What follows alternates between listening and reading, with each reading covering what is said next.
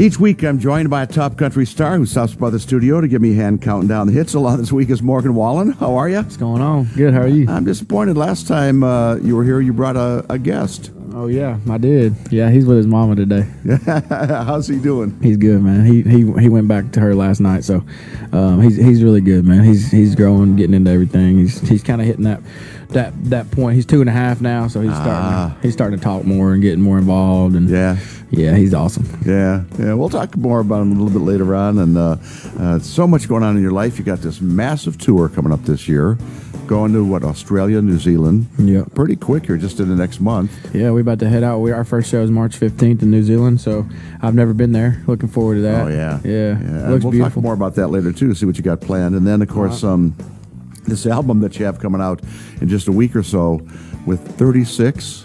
Yeah, 36 songs. You read it right. Oh my gosh. We started immediately working on it as soon as Dangerous was done. So it's been a process over the last couple of years, and man, we just got a bunch of songs we love again and just said, why not? That's right. Well, there's so much to talk about. The tour, the new album. Of course, that album has a song in the top 5, Thought You Should Know, that I want to talk a lot about. And you got a couple songs in the top 20 that you wrote that are sung by other people. You got a lot going on. Yeah, I do. Your current top 5 is Thought You Should Know, and I want to talk a little bit about writing this song, because Miranda Lambert is a co-writer on it, as well as Nicole Gallyon. Interesting that you wrote this song with a couple of women. Yeah, that was on purpose. On purpose because? Yeah, I was gonna. So I had the idea for the song, and I had the first verse and a chorus, and obviously for my mom, but I wanted a woman's perspective, for this song, just to get that, because I don't have that, obviously. So I know that Nicole is one of the best female and one of the best songwriters just in general. And then she asked me if I was okay if Miranda joined us, and I said, right. No. Yeah. But she came in, and we wrote this one first, and then we wrote 3 or 4 more songs that day. So I'm curious, with both Miranda and Nicole, what was their reactions? Yeah, they were all in. They thought it was great.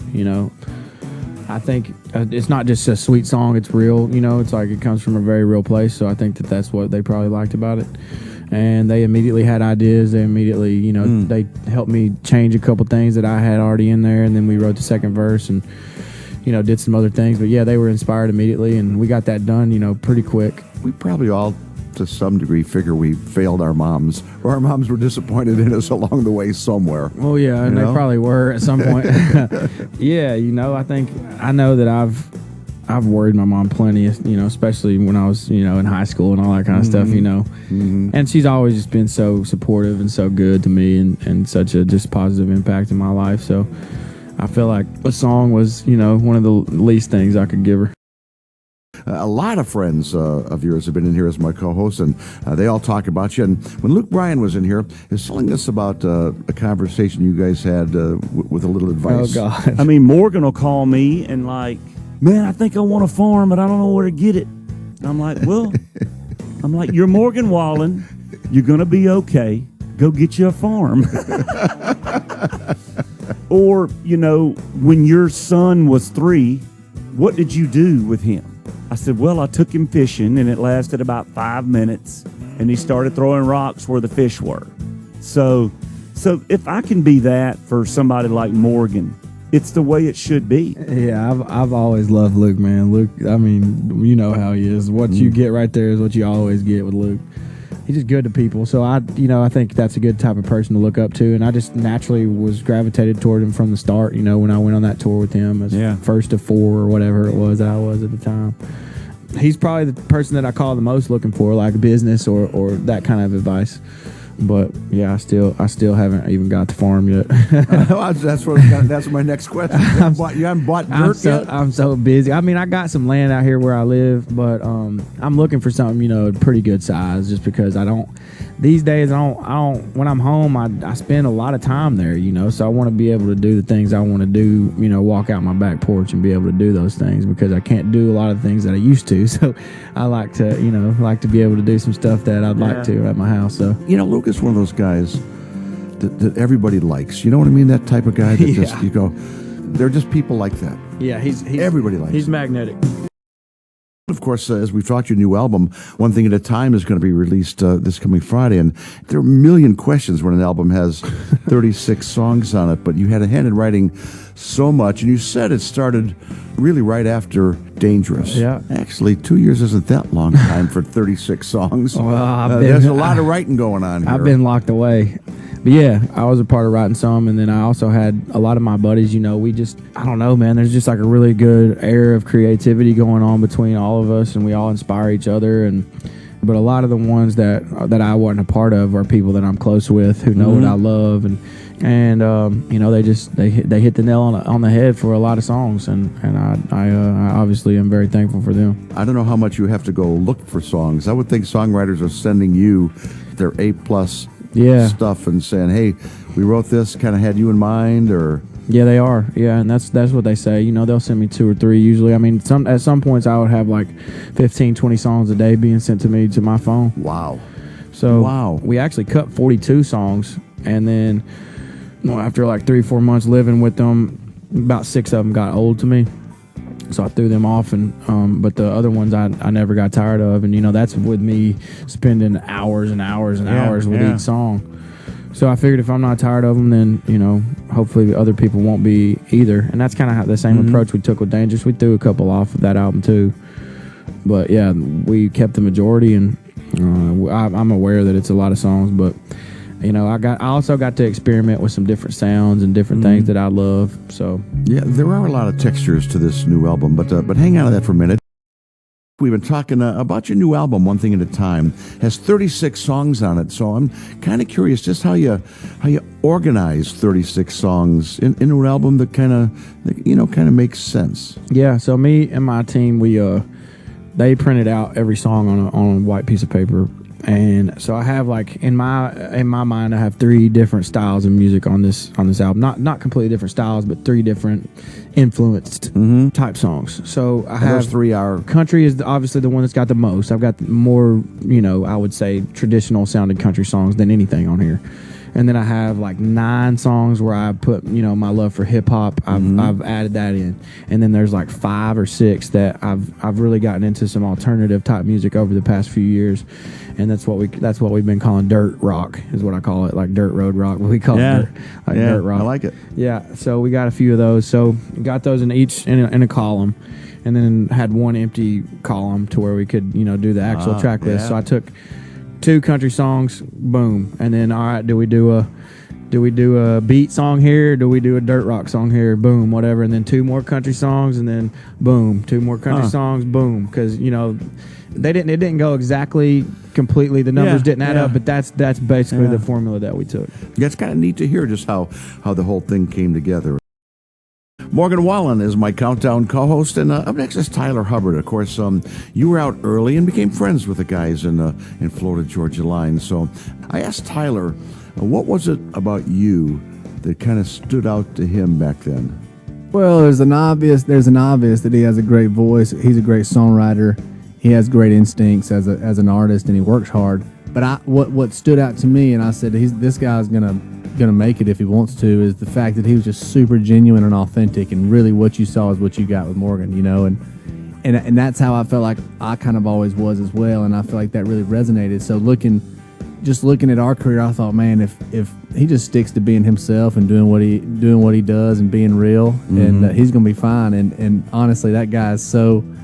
What you see is what you get, and I just think that's cool. I think that connects with people. Yeah, man. I mean, FGL, they took a chance on me early on, at the very beginning. I mean, they're the first people that took me out on tour, first people to collaborate with, started writing songs with them. We had a #1 together on Aldine before I ever had a #1 of my own. So they were big time a part of my, part of my early career. So I always have a soft spot and a gratitude towards both of those boys, man, and I appreciate Tyler saying that. I feel like I am what you see, what you get. Oh yeah. Morgan Wallen is my co-host this week. We talked a lot about his new album, One Thing at a Time, and for more conversation about some of the album's 36 songs, including his personal favorites on the album, head to countrycountdownusa.com. Now, this album has a duet on it with Eric Church, and I was kind of surprised to see that the song you sing with Eric is a song that neither of you had a hand in writing. Yeah. I would have lost that bet real early on. I know. Yeah, me too, actually. Yeah, Larry Fleet actually sent me that song. Like, that's one of the last songs that made my record. He sent me 2 songs. I think it was the last song. And he sent me 2 songs one day, and I heard that one, and I was like, yep, I like that a lot. And I wasn't even thinking about features, man. I was on such a time limit. I was just trying to get the album done. So literally the last week, I started like, well, maybe I probably ought to get a couple of my friends on here at least, So I hollered at Eric and was like, man, I think this is the song we should do together. And he said, absolutely. So he showed up on Monday and sang it and, did his thing on there. He absolutely crushed it. That was a cool day for me. Just, how much I am a fan of his. Even though he's a good friend of mine now, I'm still a fan. Yeah. And it was awesome for me. And then obviously Hardy and Ernest are some of my best buddies, and I always try to, show them love. So I'm glad to have most of my buddies on here. Got to talk too about the tour, of course. One Night at a Time gets underway in a few weeks with CMC Rocks Queensland in Australia. Yeah, we start in Auckland, and then we go over there to that. Oh, Auckland, you're going to love. It is so beautiful. It's like a mini San Francisco with the bay and the hills, and it's really cool. That is cool. Yeah, I've not been, and I don't get to spend much time, unfortunately, because we got to head straight over to Australia. But one of these days, I'll take a break. I would like to see, a lot of these places, like actually go and hang out. You gonna spend any time in Australia, or just any tourist time we have built in? We have a few days off in Australia. I don't know if we have any like consecutive days off or whatever, but we definitely have some days where we get to go do some things. So I'm actually talking to my guys this week about trying to get some things planned. You go swim with the sharks? Yeah, I did that last time we were there. Oh, did you? Okay. Yeah, I went to the Great Barrier Reef. Oh, that was beautiful. Yeah, that was cool. Yeah. I love it. I love that you get out and do some stuff. But anyway, again, you're in Australia through March 24th, and then you kick off the North American leg of the tour, and we'll talk about that.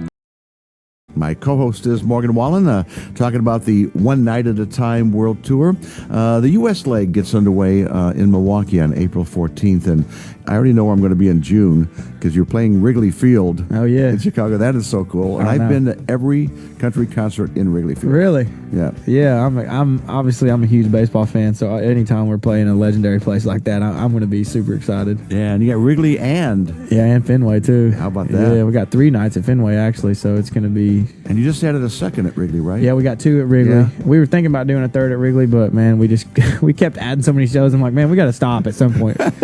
I know. I got press releases. Added 4 more. Added 6 more. We got to stop adding shows at some point, guys. But a lot of them, well, some of them, you've added a second stadium show.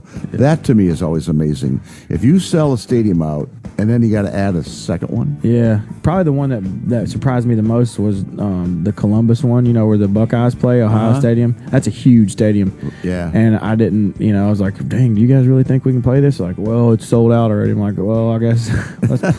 All right, let's do it again. So we sold it out both nights. I'm like, dude, this is just unbelievable. No, it really is. I mean, that's a lot of tickets to sell, and for all the dates on the One Night at a Time World Tour, head to morganwallen.com.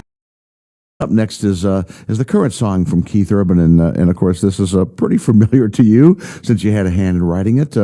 Take me through just that song, getting to Keith, and did he talk to you about cutting it, or?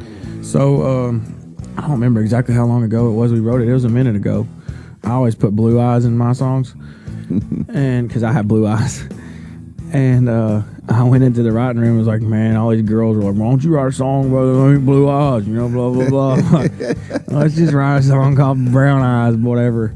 We did. Obviously, we put a hook on it and everything, and we wrote it. And I didn't feel like it was a song that I was ever going to record for whatever reason, but Rodney Clausen was a guy that was that was writing it with me, and I think he's pretty close with Keith, or, they sent him, he sent him songs or whatever.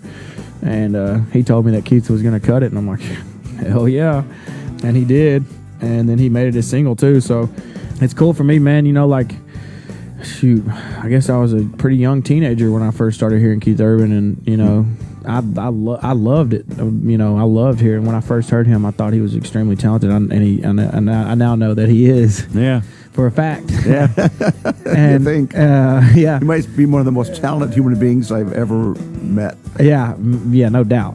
And So anytime you get to have, that kind of experience to where it comes back around full circle, where you get to actually be a part of someone's success or part of someone's career, it's pretty mind-blowing, man. Yeah. Because you think about that 12, 13-year-old kid or whatever sitting in the back of your, while your dad's driving, and now you're like, now some other 13-year-old kid is thinking the same kind of thing. You're talking a little bit earlier that you're about to celebrate your 30th birthday is coming up. Yep. Milestone for you, just another birthday. What do you think about 30? What was your dad doing at 30? Yeah. My dad was preaching at 30. But I think, it's a milestone, man. I think it definitely is. I don't feel 30. I really don't. I don't feel old at all. I mean, I know that's not old, but I don't feel 30. It's still kind of crazy to me that I am. But yeah, my buddies, they're all like, big 30, we're gonna have to do something for you and all that stuff. And I don't know, we'll see. I guess they're gonna try to throw me some bash. I don't really usually do that kind of stuff. But as I listen to your songs, you write so much about love, so much about women, and women in your life, women in your songs. So where are you now? You had someone special in your life? No, not right now. Yeah. I don't. Yeah, I had a girlfriend for a little while, and not recently though. But yeah, that's the last one I had. But I don't have anybody right now. It's kind of hard, man. I mean, just how busy I've been. I got my son, I got an album, I got a tour I'm getting ready for. I got all these things I do. I go hunt, I go do all these things. It's like it's really hard for me to make time for that. I want to though. I think I'm coming up on my settle down phase. We'll see. Well, there's no hurry at age 30. I can tell you that. No, I'm not in a hurry. A bit ago, we were talking about Keith Urban's current hit, Brown Eyes Baby, that you had a hand in writing. But you also had a hand in writing the debut song for this new artist, Corey Kent, Wild as Her. Yeah, so that was a song. That's one of the first songs I wrote once I moved to town. And it's got super cool melodies and cool. It paints a really cool picture, but for whatever reason, I just never did cut it. And I don't even remember I don't know if anyone even did tell me that he cut it. And then I heard it one day. I think a few people have cut this song, and then now he's the one who made it famous or whatever. But so you're just driving along and you heard it on the radio? Yeah, or it came up on someone tagged me on Instagram or something, okay. and I was like, oh, sweet. And that guy, I've heard a couple of his other songs too. He seems like he's pretty good. So yeah, man, I'm proud. I didn't even realize that these songs were where they are on the charts until I came in here today. So this is cool. It's a nice surprise for me. Yeah, just about knocking on the door top 10. So. Yeah, hey, if I can get 3 in there in the top 10. that is rarefied air right there. Before we leave Parker, you're going to be seeing a lot of him this year since he's opening the stadium shows for you. Do you know Parker? Yeah, me and Parker are good buddies. So tell me your thoughts on Parker. I'm a huge fan of his voice, huge fan of his music. There's a couple of his songs that I really, really love and I put on repeat. And he's obviously he's got the Texas thing going on, and I've never really had a Texas type act as a part of my show. So I'm really interested and intrigued to see. I've never seen him play, so I don't know. I'm going to be able to see him play now, and as a fan of someone's music, it'll be cool. I'll get to watch and I'll get to see my fans. Some of my fans may not know him. A lot of them probably do, but I think that me and my fans have a lot of similar tastes. So I know that if I like him, then they probably will too. So I think it'll be a good experience for everybody. We talked before about your really great friendship with Hardy, and I haven't seen him lately. Is he fully recovered from that bus crash? I mean, it was a pretty bad crash. Yeah, I mean, I don't know if he's I don't know if his back's all the way healed, but he's up and moving and hunting and doing all the things that he likes to do again. So yeah, I think he's at least close. And you had kind of a odd experience with that, right? Yeah, it was pretty interesting. We had just played a show in Bristol.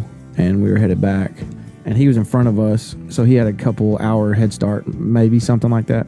And I started FaceTiming him at some point, and we were just goofing off. We do that quite a bit after the shows. And yeah, man, all of a sudden his phone, I heard a commotion, and his phone went black. And I was like, oh, that's weird. I had an uneasy feeling about it, but at the same time, I was like, oh, maybe he just lost service, or maybe he's messing with me or whatever. Finally, we got word. I don't even remember exactly how we got word, but we knew that they had crashed, and we knew that they were, going to the hospital. So we went and parked my bus and got in my truck and drove to the hospital, and went in there and saw the guys that were in there and stuff. And Yeah, I mean, it was pretty. You could tell it was extremely traumatic for them. Did you come up on the accident in your bus? Yeah, we saw the bus lay down. And that must have been. Yeah, that was a little scary.